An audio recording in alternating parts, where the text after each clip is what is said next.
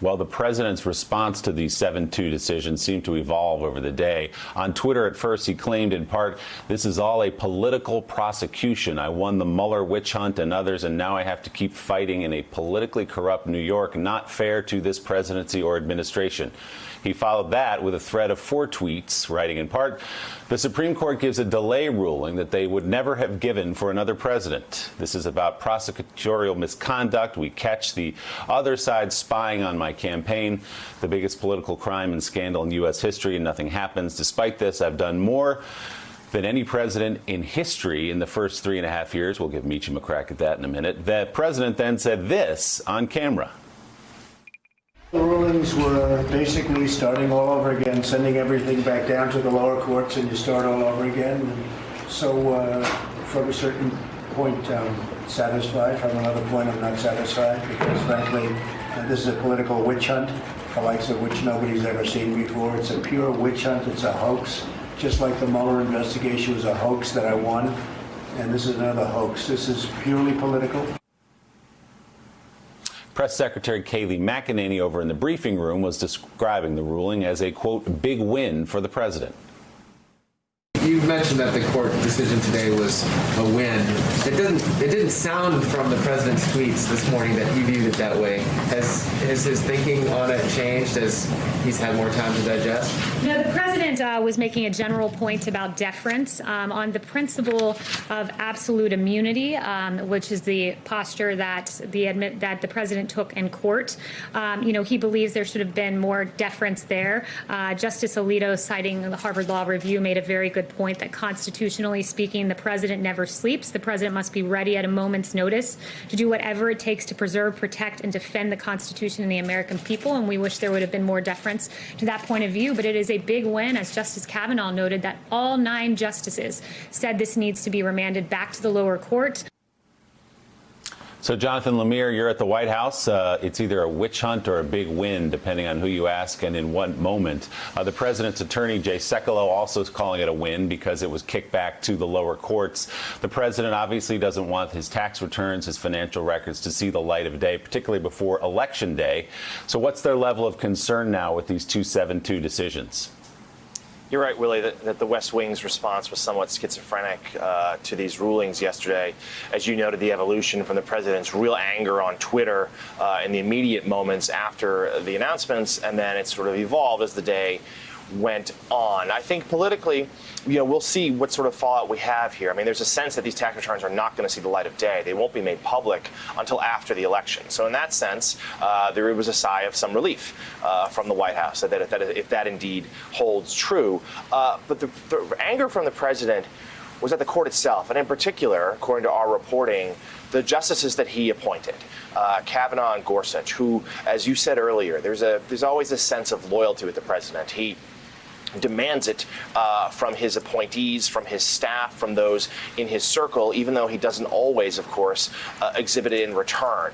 As he is fighting for re-election here and is down in the polls, one of the arguments his campaign has made time and again is the idea that he has appointed 2 justices. They got 2 conservatives in the course, one with a very smooth confirmation process, Gorsuch, Kavanaugh, of course, decidedly less so.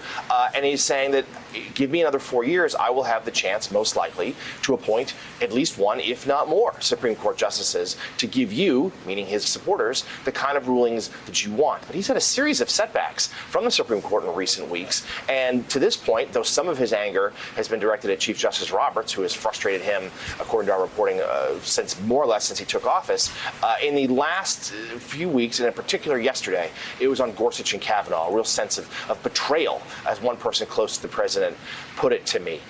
We saw last night the president did an interview with his friend Sean Hannity on Fox News, and he said he still was sticking to the story that he would release his tax returns happily if they weren't under review by the IRS. He is saying that it has been a years-long audit, and of course there's no real way to fact-check that, but it seems like an unlikely claim. But this is yet just sort of another distraction for this administration, and one that they don't need right now, as of course the re-election campaign re-ups. The president's about to go back on the road. And more than anything, of course, he is questioned on a daily basis about his handling of the coronavirus pandemic, which continues to ravage this nation. David Fahrenthold, we're kind of talking in shorthand about the president's financial records here. You've spent the last, 5 years or so studying the finances around President Trump, around his businesses, around his family. So what exactly are we talking about here? What would, if they did see the light of day, if they became public, what would we learn about the president? Well, if we saw everything that both the House and the Manhattan DA asked for, we'd learn a huge amount about Trump's, not just about his taxes, what kind of income he claims on his taxes, but also what representations he made to his banks about the assets that he had and sort of what a good credit risk he was, transactions within his accounts, any sort of suspicious activity reports that people at Deutsche Bank filed when they looked into Trump's accounts. Huge amounts of financial information. It doesn't sound like we're going to see all of that. The most expensive requests were from the House, and the House got lost its case sort of more thoroughly than the Manhattan DA did.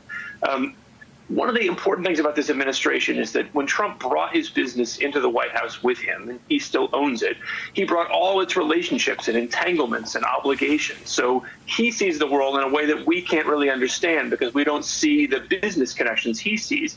If we had gotten this information, if we ever do, we'll be better able to understand how he views the presidency and sort of that hidden dimension of his presidency. So, Joyce, obviously part of the reason many people are interested in seeing these returns is because there is an election coming up, and it could tell us something about the way Donald Trump has lived his life and conducted his business over the years.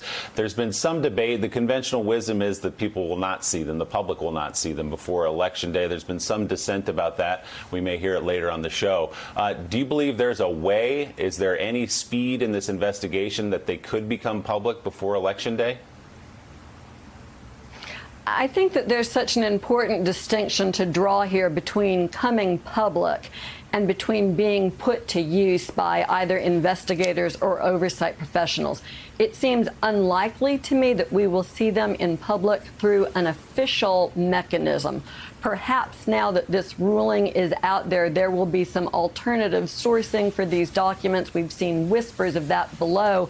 And I'd be interested in hearing from David. The president has always said that these financial papers are his red line, that Mueller couldn't look at them, that no investigators were to go there.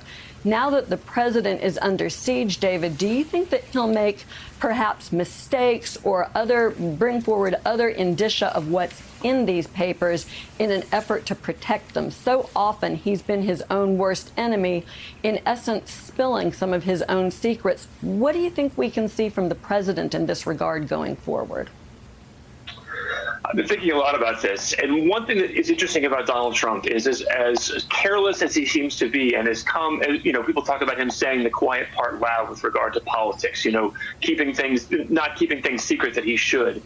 It's different about his finances, and it always has been. The Trump Organization is a private company. It gives very little information out to the public. What information it does give out often is misleading or sometimes incorrect because it comes from Trump himself. He's never been somebody who lets details slip about his finances, and I don't anticipate that changing. That seems to be the one thing that he's never sort of careless about.